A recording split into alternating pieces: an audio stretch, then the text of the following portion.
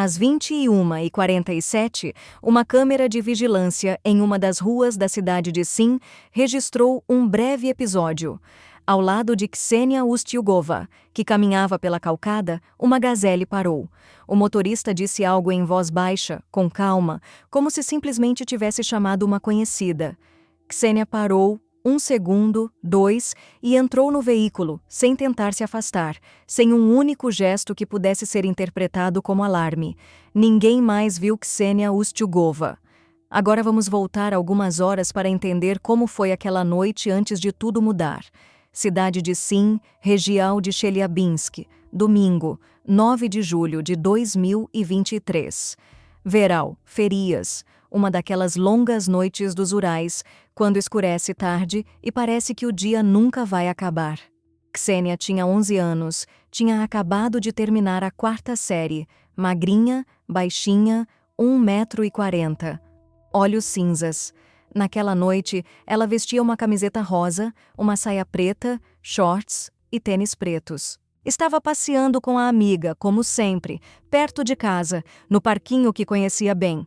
Por volta das 8h30 da noite, se despediu dela. Até a casa da Avo, onde Ksenia costumava dormir, faltavam literalmente alguns minutos a pé. E então ela foi sozinha, e foi exatamente naquele curto trecho entre o parquinho e a casa da Avo que aquela gazelle já a esperava. Como a investigação estabeleceria, aquele encontro não foi casual, mas naquele momento ninguém sabia disso. Nem a Avo que a esperava em casa, nem os pais que só ficariam sabendo de tudo horas depois. E aquela noite comum de verão em uma cidade onde todos se conhecem, terminou de uma forma muito diferente do que deveria. Para entender por que em Sim ninguém levou a situação a sério, e preciso entender que tipo de lugar e esse. 13 mil habitantes, uma pequena cidade no distrito de Asha, região de Chelyabinsk. E em lugares assim existe uma particularidade que depois terá importância. Se precisa ir na casa da Avo, vai sozinho. Se precisa ir na padaria, vai sozinho. Ninguém acompanha, ninguém busca. Não porque os pais não se importam, mas porque tudo está à vista e parece que aqui simplesmente nada pode acontecer. Na família, a mãe tranquila, equilibrada. A irmã mais velha trabalhava como professora na escola local. Uma família comum, como a maioria. Ksenia ficava frequentemente na casa da Avo, mais perto da escola e simplesmente mais confortável. De personalidade caseira, educada, não daquelas que procuram aventura. No dia 9 de julho, disse a Avo que ia passear com a amiga Kátia, algo rotineiro. Amigas da mesma turma, se viam quase todos os dias, combinaram de voltar às 9 da noite. A mesma amiga com quem Ksenia se despediu por volta das 20h40 no parquinho. Kátia foi levada para casa e Ksenia foi caminhando. Até a casa da Avo ela nunca chegou. Enquanto a Avo a esperava lá dentro e Kátia já estava em casa, Ksenia entrava naquela mesma gazelle que depois seria registrada pela câmera. O telefone tocava, dava sinal, mas ninguém atendia. Às 9 da noite, Ksenia não tinha chegado. E no início não parecia algo grave. Talvez tivesse se distraído, brincando, talvez tivesse esquecido a hora. As horas passaram e o telefone continuava em silêncio. A Avo começou a ligar para os parentes. Mei, Irma, ninguém tinha visto Ksenia. Perguntaram a Kátia e ela disse que tinham se despedido no parquinho. Tudo estava normal. E para onde Ksenia foi depois, ela não sabia. Às 10 da noite ficou claro que não era questão de esquecimento. O telefone parou de dar sinal completamente. Durante várias horas a família tentou resolver por conta própria. Percorreram os pátios próximos, foram à casa de conhecidos, andaram pelas ruas.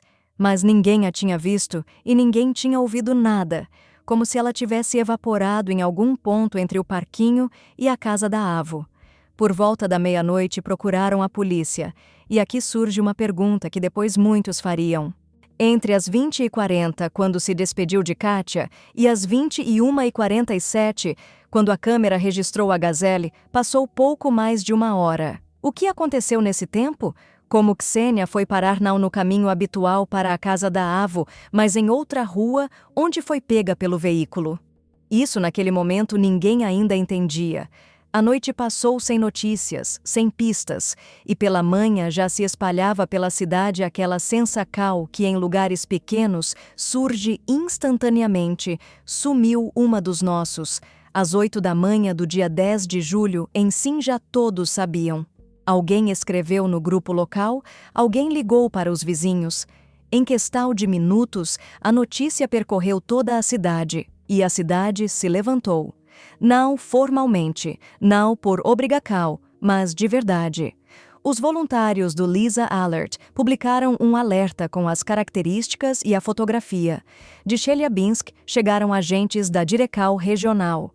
A polícia local chamou todo mundo para trabalhar, incluindo os que estavam de folga.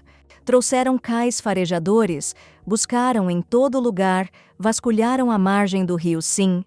Raso, mas com correnteza forte. A ideia de um acidente foi a primeira que veio à cabeça. Verificaram garagens, porões, sotaus.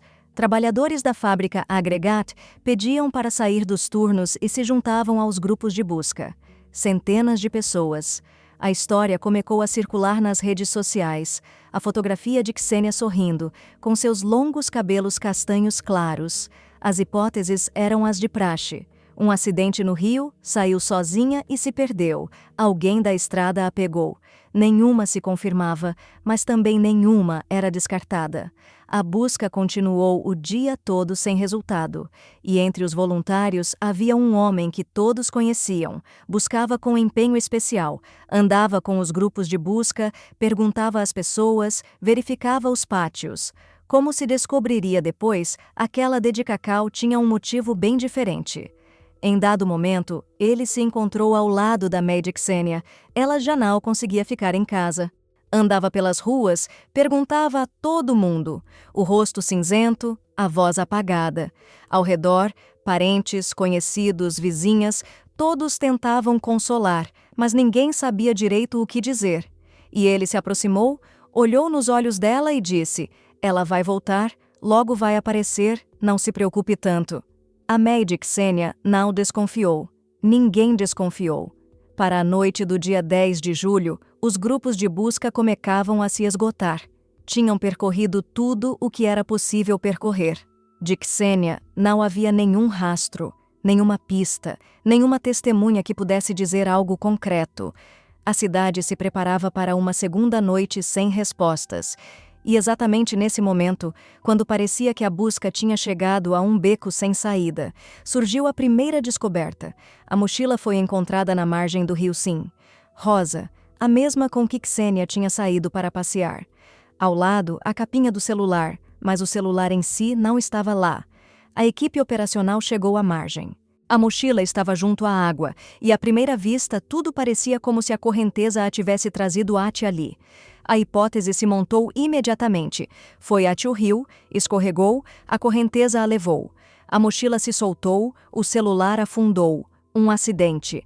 Chamaram mergulhadores, começaram a examinar o fundo rio abaixo, trabalharam até escurecer. Mas algo não batia. A mochila na margem, tudo bem, lógico. A capinha do celular sem o celular já era estranho. Se caiu na água, por que a capinha apareceu separada? Se a correnteza arrancou a mochila, por que ela estava colocada com cuidado na margem e não presa entre as pedras rio abaixo? E havia outro detalhe que não dava sossego. A última vez que viram Ksenia não foi perto do rio. Kátia confirmou. Se despediram no parquinho. E o parquinho ficava em uma direção completamente diferente. Não havia um caminho direto de lá até aquele trecho da margem. Por que ela teria ido sozinha até lá à noite? Perguntas demais para um acidente. Os investigadores decidiram que, paralelamente aos mergulhadores, seriam levantadas as gravacões de todas as câmeras de vigilância, reconstruir o trajeto.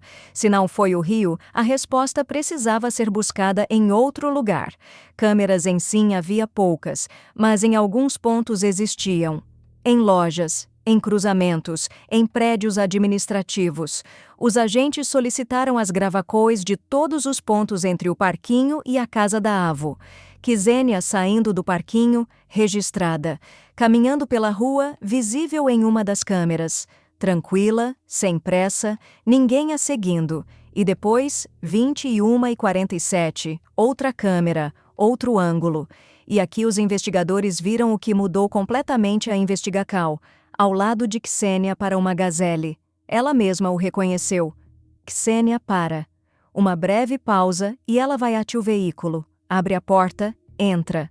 Nem um segundo de hesitacal, nem um passo atrás, nem uma tentativa de olhar ao redor ou chamar alguém. Ela entra como quem entra no carro de alguém que conhece. Para os investigadores, aquela gravacal disse várias coisas de uma vez. A primeira hipótese do rio desmoronou completamente. Ksenia não foi até a água, ela foi embora em um veículo. Alguém a colocou ali de propósito, para desviar a busca para o rio e ganhar tempo. Segundo, não era um desconhecido da estrada nem um estranho. E terceiro, o mais concreto, a câmera registrou a placa da gazelle. Clara, legível, sem interferência. A placa foi rastreada no banco de dados naquela mesma hora. E a partir daquele momento a Investigacal entrou em uma fase completamente diferente. Não era um desconhecido de passagem, era uma pessoa que em si todos conheciam, e que naquele exato momento caminhava entre os grupos de busca e ajudava a procurar a mesma pessoa que ele próprio havia levado. O dono da gazelle apareceu no banco de dados em questão de minutos. Morador de Sim, 36 anos, registrado ali mesmo. Uma coisa, e procurar um desconhecido a partir de uma gravacal borrada. Outra bem diferente quando se tem uma pessoa concreta, um endereço concreto, um veículo concreto e uma gravacal em que a desaparecida entra naquele veículo. Paralelamente verificaram tudo o que foi possível. Antecedentes, registros, conexos. Checaram se havia ligacal com a família de Ksenia. As respostas chegavam rápido e a cada novo detalhe o quadro ficava mais pesado. O nome ainda não havia sido divulgado publicamente nem para a imprensa. Da região enviaram reforços adicionais. E agora os investigadores tinham um suspeito concreto. A Investigacal já entendia que a mochila havia sido plantada e que a verdadeira pista estava em outro lugar. Os agentes decidiram não prender o suspeito imediatamente. Primeiro, estabelecer onde ele esteve depois das 21h47, o que fez durante a noite, onde estava o veículo e se havia vestígios nele. E o suspeito, todo esse tempo, estava em Sim. Caminhava pelas mesmas ruas que os grupos de busca. Para a noite do dia 10 de julho, Sim parecia uma cidade onde algo havia se quebrado. As pessoas ficavam de pé junto às portarias, fumando, conversando em voz baixa. Todos falavam sobre a mesma coisa. A May de Ksenia não conseguia parar. Enquanto os outros se dispersavam, ela continuava andando. Batia nas portas, espiava nos pátios, perguntava a mesma coisa repetidamente. Não viram minha filha? Talvez alguém tenha notado algo? Talvez tenham ouvido falar de um veículo? Em dado momento, ela chegou a uma casa de tijolos, uma das mais vistosas de Sim. Família abastada, negócio de pecuaria. O dono, aquele mesmo homem que o dia inteiro esteve de pé junto aos grupos de busca. Abriu a porta, ouviu, disse algo reconfortante. Não a tinha visto. Não sabia de nada. Com certeza ia aparecer. A May seguiu adiante, para a próxima casa, para a próxima porta. E ela não sabia que estivera a poucos passos da pessoa que foi a última a ver sua filha. Que aquela casa não era apenas a casa de um conhecido. Que por trás daquelas palavras se escondia uma história completamente diferente. O mais provável é que ele, naquele momento, já entendesse que a polícia havia encontrado a gravacal da câmera, que a gazelle havia sido exposta, que a placa já tinha sido ou estava prestes a ser rastreada. Mas por fora, nada. Nem nervosismo, nem tentativa de fugir, nem voz alterada. Estava de pé na soleira da própria casa e conversava com a May da desaparecida como se não tivesse nada a esconder. E naquela mesma noite, enquanto ela continuava andando pela rua, esteve na noite do dia 9. O que fez? Manteve-se calmo. Disse que sim, viu Ksenia. Ofereceu carona, mas ela recusou. Deixou-a e seguiu em frente. Os investigadores ouviram, não interromperam. Deixaram-no falar até o fim. E depois mostraram a gravacal da câmera. Na tela, a gazelle dele. Ksenia se aproxima, entra. A porta se fecha. O veículo se afasta. Nenhuma recusa. Nenhum a deixei. Em nenhuma outra câmera da cidade. Ele ficou em silêncio. Depois começou a se contradizer. Mudava detalhes. Primeiro dizia uma coisa, depois outra. Disse que a levou até a casa, depois que até a esquina, depois que não lembrava onde exatamente a deixou. E cada nova versão contradizia a anterior. Trabalharam com ele a noite inteira, hora após hora, pergunta após pergunta. A cada rodada de interrogatório, a barreira ficava mais fina. A câmera não mente. O trajeto não bate. Na manhã do dia 11 de julho, ele começou a falar. Sim, pegou Ksenia. Sim, ela entrou por vontade própria. O conhecia e confiava nele. Mas não a levou para a casa da Avo. Desviou para uma área de mata pelo caminho da fazenda dos pais. Um lugar isolado, de noite, sem ninguém por perto. Os investigadores registraram o depoimento e o levaram para uma reconstituição dos fatos. Ele mesmo indicava o caminho. A curva, a estrada de terra, o bosque. Um lugar que conhecia de cor porque ia trabalhar ali todos os dias. Entre os arbustos junto à estrada encontraram Ksenia, pertences com vestígios. A perícia confirmaria depois que, antes de tudo acabar, ela foi submetida a atos de natureza íntima contra a sua vontade. Depois, agressão física severa e, no final, múltiplas lesões perfurantes. Durante a reconstituição, ele pronunciou uma frase que ficou registrada em câmera. Peguei várias vezes e apliquei na região do pescoço. Disse isso em voz baixa, quase com naturalidade, como se estivesse descrevendo algo que não tivesse acontecido com ele. A mochila ele jogou no rio deliberadamente, para que a busca se desviasse para a água. O celular, segundo alguns dados, afundou separadamente.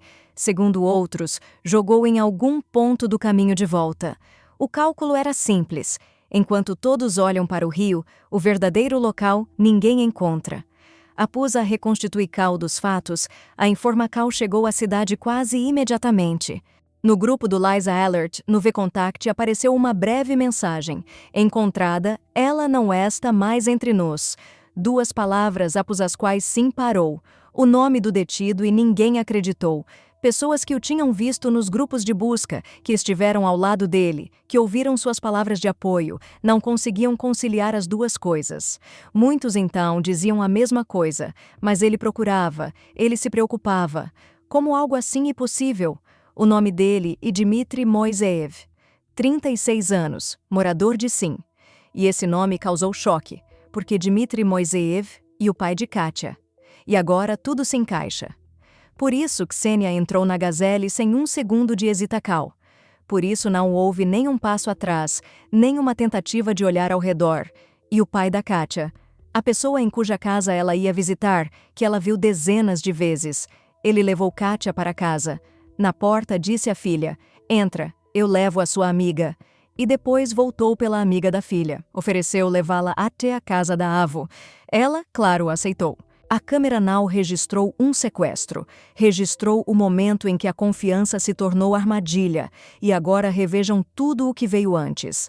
O homem que procurava junto com todos era ele. O que se aproximou da May de Ksenia e disse, ela vai voltar, era ele. A pessoa que estava na soleira da casa de tijolos, olhando nos olhos dela e dizendo as palavras certas, era ele. Ele sabia que Ksenia Janal estava mais lá. Ao lado da May, olhando para o rosto dela, procurava quem ele mesmo havia escondido. Agora é possível reconstruir toda a noite do dia 9 de julho pela perspectiva de Moiseev. Por volta das 9, ele entrou na gazelle e foi buscar a filha. Pegou as duas. Katia entrou em casa. A porta se fechou. A partir daquele momento, ele ficou sozinho no veículo, com Ksenia no banco do passageiro. Depois, a câmera às 21h47, a estrada florestal até a fazenda. O que a reconstituição dos fatos registrou. Trocou de roupa. A esposa Maria chegou do trabalho tarde, por volta das 11. Quando ela voltou, Dmitry já estava em casa. Tranquilo. Pouco depois chegou a May de Ksenia. Batia nas portas por toda a rua. A filha não voltou, o celular não atendia. Chegou a tios Moiseev, perguntou se tinham visto Ksenia. Ele as havia buscado naquela noite, não? Dmitri respondeu sem alteração. Sim, busquei, levei Kátia. Ofereci levar Ksenia também, mas ela recusou. Disse que ia a pé. Deixei e fui embora. A Meia acreditou e continuou procurando. Maria também se envolveu. Saiu para ligar para conhecidos, para verificar patios. Depois ela lembraria como perguntou ao marido. Como Vossi pode ter deixado ela? Por que não levou a tio Fim? Ele não soube explicar direito. Disse algo confuso. Mas Maria atribuiu isso à confusão do momento. A noite passou. De manhã Dmitri saiu de casa, como se nada tivesse acontecido. E durante 2 dias viveu nesse modo. De dia, a busca. De noite, a casa, a esposa, a filha. Maria Moiseeva soube da verdade após a prisão. Atental, ela era uma das que procuravam de verdade. Corria pela cidade, ligava para conhecidos, se preocupava genuinamente. Ksenia vinha na nossa casa, brincava com Kátia. A família Moiseev tinha comprado recentemente uma piscina, e as meninas nadavam juntas. Para Maria, havia desaparecido a amiga da filha. Maria estava com raiva do marido pela irresponsabilidade, como ele pode não ter levado. Outra possibilidade nem lhe passava pela cabeça. Confessou. Maria depois falou com jornalistas de forma entrecortada, como uma pessoa que ainda não consegue processar o que aconteceu. Disse, ele tomou 2 garrafas de cerveja e ele não pode beber de jeito nenhum. Me dizia que não tinha noção do que estava fazendo. E essa frase, não pode beber, ela pronunciou como se isso explicasse tudo, como se por trás dela houvesse apenas impulsividade, gênio ruim, simplesmente o hábito de perder a cabeça com o álcool. Por trás daquele, não pode haver muito mais. Maria sabia que o marido tinha esquisitices. Sabia que o primeiro casamento dele desmoronou. Mas ela, muito provavelmente, explicava isso para si mesma da mesma forma que todos ao redor. Difícil, nervoso, fechado. Quantos não são assim? E eu o defendia até o fim, não acreditava. Como ele pode? Essa pergunta, como ele pode, ela já não fez a ele. Fez a si mesma. E não encontrava resposta. Uma vizinha da Avo lembraria depois. Simplesmente um rapaz estranho. Sempre com os pais ou sozinho. Não se relacionava com os da mesma idade. E acrescentou, a família não e muito amigável. Fechados. Só se falam entre eles. Essa palavra foi repetida por várias pessoas. Não sabia se defender, não brigava, não retrucava. Por ele brigava a May, literalmente. Se alguém incomodava o filho, ela resolvia. Uma mulher dominadora, dura, o pai na sombra. Dmitri cresceu nessa bolha. Escola, casa, avo, amigos praticamente não tinha. Havia algo nele, não agressivo, não assustador, mas repulsivo. Com a idade, as esquisitices não desapareceram. Ficava nervoso, se fechava, os outros atribuíam ao temperamento. E depois Dmitri acabou registrado em um dispensário psiquiátrico. As circunstâncias são desconhecidas, uns diziam que foi para escapar do serviço militar, outros que os problemas eram reais. Uma vizinha idosa disse brevemente, tenho certificado amarelo, com isso já se diz tudo. Nem todos sabiam, mas muitos sim, e tratavam isso da forma como se trata em cidades pequenas, uma informação incomoda. E aquela palavra de novo soava como se não fosse a primeira vez. O dinheiro dos Moiseev resolvia o problema. O caso, se e que foi formalizado como tal, não chegou nem a julgamento nem a nenhuma audiência pública. Em uma cidade onde uma família tem fazenda, casa de tijolos e contatos que resolvem rápido e em silêncio. Sem registros e sem consequências. Dmitri ficou em liberdade, na cidade. Ficou entre pessoas que sabiam ou suspeitavam que algo não estava bem com ele, mas calaram. E ninguém fez nada. Casou-se novamente. Primeiro casamento. Nasceu a filha Kátia. Por fora, tudo parecia normal. Uma família jovem, casa própria, trabalho na fazenda da família. Sim, cidade pequena. E a notícia do casamento de Moiseev provavelmente foi recebida com alívio. Casou, Quer dizer que sossegou, quer dizer que está tudo bem. Mas o casamento não durou muito. A esposa descobriu fotografias no computador. O que exatamente havia nelas, as fontes são cautelosas, mas a essência e uma só. Conteúdo proibido de certa natureza. Para a esposa, isso foi o ponto sem retorno. Pediu o divórcio. Segundo dados divulgados na NTV, já após a sentença, Dmitry recorria a pessoas que aparentavam ser significativamente mais novas do que a idade permitida. Não casualmente, nem uma única vez. Era um padrão de comportamento estabelecido. Conhecidos de Moiseev que falaram com jornalistas após a prisão confirmavam que haviam notado seu interesse doentio por pessoas jovens demais, mas formulavam isso de forma suave. Esquisitices, particularidades, nada mais. Após o divórcio, Dmitry morou sozinho. Kátia ficou com ele, pelo menos parte do tempo. Trabalhava na fazenda dos pais, reclamava de dores de cabeça, constantes, exaustivas. Começou a beber. Dizia aos conhecidos que o álcool ajudava a aliviar a dor e relaxar, mas logo acrescentava: depois de beber me vêm pensamentos sombrios à cabeça. E dizia isso em voz alta, não sussurrando, não no consultório de um psiquiatra, em conversas comuns, pensamentos sombrios. As pessoas ouviam e não perguntavam quais exatamente, desconfiavam e não queriam saber ao certo. Tudo isso era um pano de fundo, desagradável, inquietante, mas familiar. Dmitry Moiseev morava em Sim, andava pelas mesmas ruas, trabalhava na fazenda e criava a filha. E sua filha era amiga de Ksenia Ustiugova. Ksenia ia visitá-los em casa. Agora, aquele dia. No dia 9 de julho, ele teve dor de cabeça. Como sempre, reclamava disso constantemente. Comprou álcool, tomou 2 cervejas. Para a maioria, uma bobagem. Para ele, um gatilho.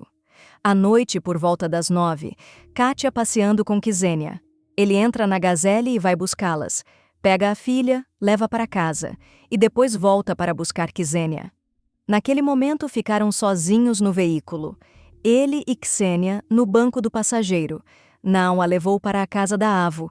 O que exatamente passava pela cabeça dele, ele não conseguiu explicar nem aos investigadores, nem depois no julgamento.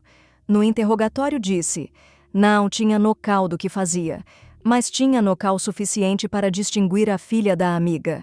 Suficiente para escolher um lugar isolado. Suficiente para depois plantar a mochila junto ao rio e voltar para casa como se nada tivesse acontecido. Para alguém que supostamente não entendia nada, as acóis foram sequenciais demais. Depois de tudo, um buraco na terra, uma tentativa de esconder os vestígios, o instrumento. Segundo alguns dados, ficou no local, segundo outros, jogou em algum ponto do caminho. Depois para casa, trocar de roupa, esperar a esposa, deitar para dormir. O caso foi transferido para o Tribunal Regional de Chelyabinsk. A investigação durou cerca de 7 meses. A primeira audiência foi em 6 de março de 2024. Todas as sessões em regime fechado. Juiz Maxim Krebtov. Acusação. Atos de natureza inaceitável contra a pessoa em idade especialmente protegida e causacal de consequências incompatíveis com a vida. O promotor estatal Ivan Kravtsov solicitou a pena máxima. Prisão perpétua. Perícia psiquiátrica. Resultado imputável. Moiseev entendia o que fazia. Controlava suas acóis. Podia ter parado, mas não parou. Porém, a perícia registrou outra coisa. Um desvio patológico por pessoas em idade especialmente protegida. Confirmado e documentado. Registro psiquiátrico. O incidente de 10 anos atrás. O divórcio.